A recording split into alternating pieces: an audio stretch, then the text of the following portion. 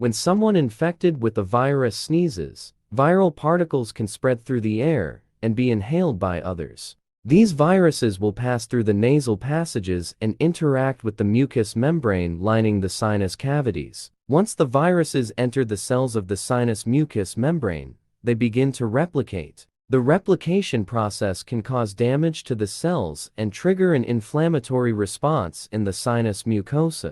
As a result, swelling occurs in the sinuses. There is an increased production of mucus, and inflammatory symptoms such as nasal congestion, facial pain, and other sinusitis symptoms emerge.